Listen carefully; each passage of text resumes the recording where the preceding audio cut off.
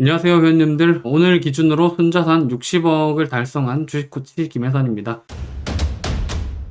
오늘은 이제 워렌 버핏의 버크셔 해서웨이 주주총회 때 어떤 발언들, 그런 것들과 평소에 제가 말씀드리는 부분들, 투자에 대한 마인드셋, 이런 것들을 또 한번 다뤄보려고 티 하나 준비를 해왔고요. 오늘 다뤄볼 내용은 도박판이 되어버린 주식시장, 워렌 버핏의 일침, 이런 내용입니다. 5월 3일에 있었던 버크셔 해서웨이 주주총회에서 워렌 버핏의 발언들을 위주로 정리를 좀 해봤고요. 이때 어떻게 표현을 했냐면은 지금처럼 이 주식시장이 도박판이 되어버린 적은 없었다. 이런 얘기를 하면서 만기 하루짜리 옵션 거래들을 거래하는 것들을 보고 투자도 투기도 아닌 진정한 의미의 도박이다. 이런 얘기를 하고 있고요. 예측 시장 광풍이 오고 있다. 정치적인 이벤트, 군사적인 이벤트, 미국이 이란을 침공할 확률 이런 것들 미리 베팅하는 그런 사이트가 있거든요. 그런 것들이 계속 광풍을 일으키는 것을 보면서 투기성과 정보 비대칭성 이런 것들이 계속 동시에 증가하고 있다. 그리고 교회 옆에 카지노라는 얘기를 하면서 장기 투자와 단기 투자의 간극이 계속 좁아지고 있다. 이런 얘기를 하고 있습니다. 그래서 우리는 또 어떤 것들을 좀 봐야 되냐. 버크셔 해서웨이는 계속 행동으로 좀 보여줬던 것들은 현금 보유량을 계속 늘리고 있었고요. 14분기 연속 순매도를 하고 있고 22개월 만에 자사주 매입을 재개하고 있다고 합니다. 워렌 버핏이 했던 얘기들은 평소에 제가 유튜브 채널에서도 많이 다뤘던 내용들과 일맥상통하는데요. 도박일 뿐이다 라는 것들, 결국 제가 트레이딩으로 단타 치는 거 이런 것들로 부자가 될 수 없다 얘기하는 것과 동일한 맥락이고요. 워렌 버핏도 단타라든지 옵션 시장, 예측 시장 이런 것들 거부하는 것처럼 저도 단기 매매보다는 장기 보유를 하셔라 말씀드리고 있고요. 내재가치 중심으로 투자를 해야 된다. 거기다 저는 산업의 흐름에 좀 집중을 해야 된다. 특히 산업의 큰 성장의 틀, 이런 방향성 이런 것들이 중요하다 얘기를 하고 있습니다. 마찬가지로 인내가 수익이다. 변동성을 견딜 수 있는 그릇을 키워야 된다. 이런 얘기를 하고 있습니다. 그래서 이 워렌 버핏 주장들 이런 얘기들과 저의 얘기가 비슷하다고 얘기를 하는 건 사실 제가 워렌 버핏과 찰리 먼거의 투자 스타일이나 성향 그런 책들을 많이 봐왔기 때문에 저도 그런 것에서 영향을 되게 많이 받았고 잃지 않는 투자 이런 것들을 계속 시도를 하다 보니 이런 식으로 투자관이 점점 정립이 되어간 것 같습니다. 그래서 결국에는 큰 흐름에 집중해야 된다 이렇게 볼 수 있고요.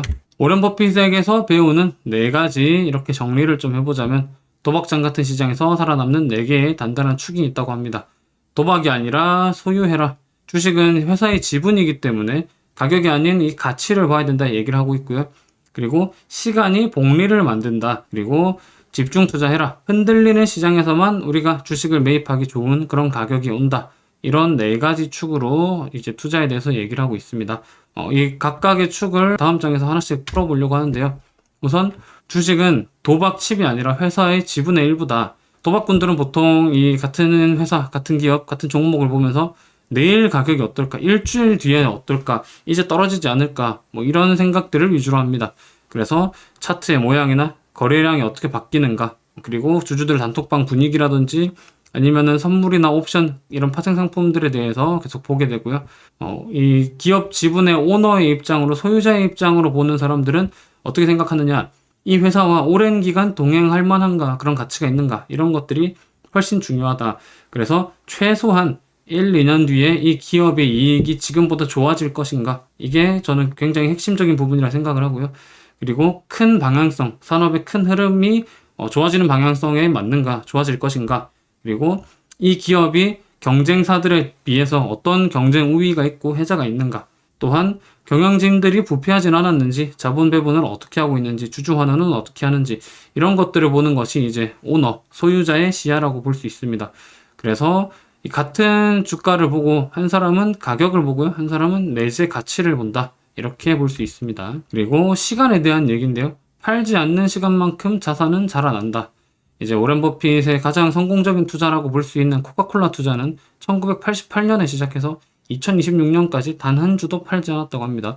38년 동안 28배의 수익률을 내고 있는 이것이 만약에 워렌 버핏이 샀다 팔았다 반복하는 이런 단기 매매를 해왔더라면 28배라는 수익률을 낼 수 있을까요? 저는 불가능하다고 생각을 하고요. 역대급 투자 성과라고 계속 회자되는 내용인데 1988년에 사서 2026년까지 28배, 10억 달러에서 280억 달러로 만든 이 코카콜라의 투자 그동안 수십 번의 하락이 있었지만 한 주도 안 팔았다고 합니다. 그래서 단타는 시간을 이길 수 없다, 이런 얘기들을 할 수 있고요. 이제는 또 분산에 대한 얘기도 한번 해보려고 하는데, 제가 지난번에도 말씀드렸던 것처럼 저는 개인적으로 너무 많은 분산을 하는 것은 사실 본인이 어디에 투자하고 있는지 잘 모르기 때문에 이런 생각을 많이 하고 있습니다. 분산을 너무 많이 한다는 것은 미스코리아 뽑는 게임이다, 이런 얘기들을 가끔 합니다. 내가 볼 때 가장 예쁜 것들을 1등을 뽑아야 되는데 그거를 할 줄 모르기 때문에 다양하게 막 30종목 50종목씩 이렇게 뿌려놓는 분들이 계세요.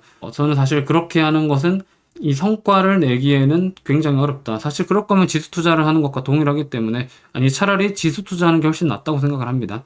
내가 30종목 50종목씩 있다, 차라리 이 계좌를 한번 밀어버리시고 지수를 사시는 걸 훨씬 추천드리고요.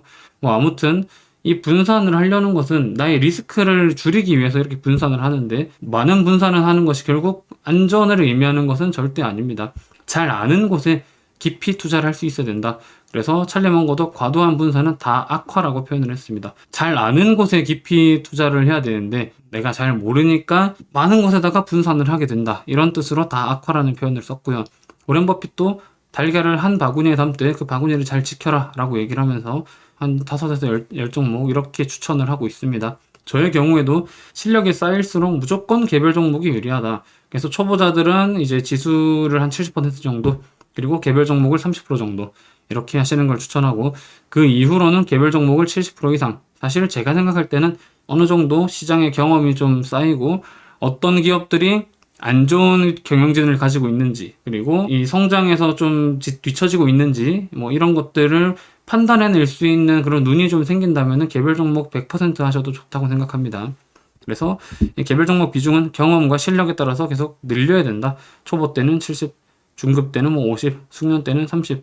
사실 이 구간이 없더라도 70에 있다가 나중에 그냥 개별 종목 100%로 하셔도 상관없으니까, 본인이 그래도 시장의 경험이 좀 쌓였고 어떤 기업들이 정말 쓰레기 같은 기업인지 본인이 알 수 있겠다 하면은 이제 개별 종목 비중을 많이 높이시는 걸 추천드립니다. 그리고 지난번에도 변동성에 대한 얘기를 했는데요. 변동성은 적이 아니라 가격을 깎아주는 아주 착한 친구라고 볼 수 있습니다. 좋은 기회고요. 미스터 마켓의 이 조울증을 이용하는 사람이 그릇을 키울 수 있다. 주식시장을 보고 표현하는 그런 방식인데, 매일 다른 가격을 부르는 조울증 환자라고 합니다. 정신병자라는 거죠. 예를 들어서 SK하이닉스 같은 경우에도 미국이란 전쟁 한 달 전만 해도 80만 원 불렀잖아요. 미스터 마켓이 80만 원이라 했습니다, 그때는. 근데 지금 140만 원 넘었죠. 그래서 그때랑 지금이랑 한 달 사이에 이 SK하이닉스가 많은 것이 바뀌었겠습니까, 사실? 여태까지 해오던 메모리 열심히 만들고 열심히 개발하고 영업 열심히 하고 있겠죠. 그게 단데 그때는 80만 원이라 하더니 지금 144만 원 달래요. 그래서 우리는 이 미스터 마켓을 조울증 환자, 정신 이상자다, 이렇게 얘기를 하고 있습니다. 저는 그래서 이 SK하이닉스가 아마 미국이란 전쟁 전에 110만 원 갔던 것 같은데, 그 이후로 90만 원, 80만 원 내려왔을 때 계속 레버리지를 더 사용해서 이 반도체 종목들을 대략 한 3억 7천만 원 정도 추가 매수를 진행했거든요. 그거 다 이제 기록 있을 텐데, 그런 식으로 이 미스터 마켓이 우울증이 갑자기 왔을 때, 미친 가격을 부를 때, 그럴 때 이용을 할 줄 알아야 된다. 그래서 그런 것들을 이용하려면 사실 또 어떤 게 필요하냐, 캐파라고 표현하는데 캐파시티죠. 나의 이 총 용량, 투자 그릇이라고 저는 표현합니다. 변동성을 내가 많이 맞아봐야지 이 공포를 조장하는 공포론자들의 이 주장이 어떤 것이 과장되어 있고, 우리 시장은 어느 정도의 체력이 있기 때문에 이쯤이면은 그래도 시장은 이것을 더 이상 리스크로 보지 않을 것이다, 혹은 회복을 좀 할 것이다, 이런 내용들, 이런 것들은 내가 투자를 하면서 계속 변동성을 많이 맞아봐야지 판단을 할 수 있습니다. 이런 경험이 없으면은 대부분은 이 시장 폭락기에 이틀 만에 30% 40%씩 이제 하락하는 그런 폭락기가 와버리면은 두려움에 대부분 손절을 하게 됩니다. 혹은 이미 좋은 가격에 사놨음에도 불구하고 적당히 이거라도 먹고 빠져야지, 이런 심리로 대부분 매도를 하게 되는데요. 회피하시면 안 된다고 생각합니다. 특히 나의 자산이 많이 크지 않을 때 오히려 맞서 싸워서 변동성을 일찍 최대한 강하게 경험을 해야지 이후로 훨씬 유리해질 수 있다. 그래서 마인드셋을 어떻게 잡아야 되냐, 변동성을 처음에는 보통 회피합니다. 무서워서 도망치고요. 두 번째는 버티지만 두려움은 그대로 있습니다. 그래서 액션을 할 수 없어요. 다만 팔지 않았기 때문에 그래도 다행이다. 세 번째 단계로 가면 활용할 수 있는 단계가 됩니다. 할인 가격으로 더 많은 지분을 살 수 있는 아주 좋은 기회로 활용할 수 있는 그런 단계. 그래서 우리는 이 3번 단계로 가기 위해서 변동성을 최대한 빨리 강하게 맞아봐야 된다. 그런 얘기들을 지난번에도 한번 드렸고요. 그리고 오렌 버핏은 어제 한 가지를 더 강조했는데 결국 이 기술이 아니라 자세다. 결국 돈을 부르는 가장 단단한 원칙 이런 얘기들을 합니다. 어떤 얘기들을 했냐? 남에게 대접받고 싶은 대로 남을 대하는 것, 황금률 이렇게 표현을 했는데 비용이 들지 않고 결국 나에게 더 나은 결과로 돌아온다. 예를 들어서 상대방을 존중하면 나를 또 존중해주겠죠. 상대방도 꼭 그렇지 않은 경우도 있겠지만 적어도 내가 존중받고 싶으면 상대방을 존중해라. 이런 얘기라고 볼 수 있습니다. 투자에 적용 좀 해보자면 근거 없는 추천은 하지 않습니다. 왜냐하면은 저도 그런 근거 없는 추천 제가 듣고 싶지도 않고 제가 별로 안 좋아하기 때문에. 그리고 공포를 조장하면서 돈을 버는 유튜버들도 있을 것이고요. 저 같은 멤버십 사업을 하는 분들도 있을 거고, 그런 분들 공포 조장으로 돈을 벌죠. 근데 저는 그렇게 하지 않아요. 왜냐하면은 제가 그런 걸 싫어하기 때문에. 그래서 다른 의견도 존중하는 것도 내가 존중받고 싶은 그런 상태이기 때문에 이렇게 해야 된다라고 오렌 버핏이 이제 5월 3일에 한 가지를 더 강조했죠. 그래서 우리는 이미 성공적인 결과물들을 많이 보여준 투자의 거장들 있죠. 이런 구루들과 같은 길을 가야 된다. 그래서 오늘 다뤄드렸던 4가지 원칙을 다시 한번 정리를 해보자면 도박하지 말고 소유, 장기간 보유해라 이런 얘기를 했고요. 시간이 복리를 만든다. 특히 이거는 제가 좀 요즘에 많이 느끼는 건데 이제 예를 들어서 이런 느낌이라고 보면 될 것 같아요. 연평균 수익률을 10%, 15%를 목표로 올해는 A 종목에서 15% 먹고 내년에는 B 종목에서 15% 먹고 그 다음에도 C 종목에서 15% 먹고 이런 게 제가 생각할 때 이 복리의 투자라기보다는 진정한 의미의 복리의 투자는 긴 시결에서 성장할 수 있는 기업을 사는 겁니다. 제가 생각하는 진정한 복리가 어떤 게 발현이 되냐. 오늘 SK하이닉스가 주가가 약 10만 원 정도 올랐을 건데 제가 처음에 SK하이닉스를 샀던 때는 주가가 10만 원이었어요. 그러니까 오늘은 SK하이닉스가 10% 올랐지만 제가 처음 샀던 금액 대비해서는 오늘 100%가 오른 거거든요. 이게 시간이 훨씬 더 지나고 난 뒤에는 더 심해져 있겠죠. 이런 복리의 크기가. 그래서 제가 생각하는 진정한 복리는 이런 것이다. 그래서 우리는 이 시간이 복리를 만드는 것을 따라가야 된다. 이런 얘기들을 또 드리는 거고요. 이거는 나중에 좀 더 자세히 한번 다뤄보려고 합니다. 진정한 의미의 복리. 우리는 어떤 식으로 투자해서 복리를 누려야 되는가. 너무 많은 분산을 하는 것은 기대 수익률을 많이 저해시키는 가장 주된 요인이라 생각을 하고요.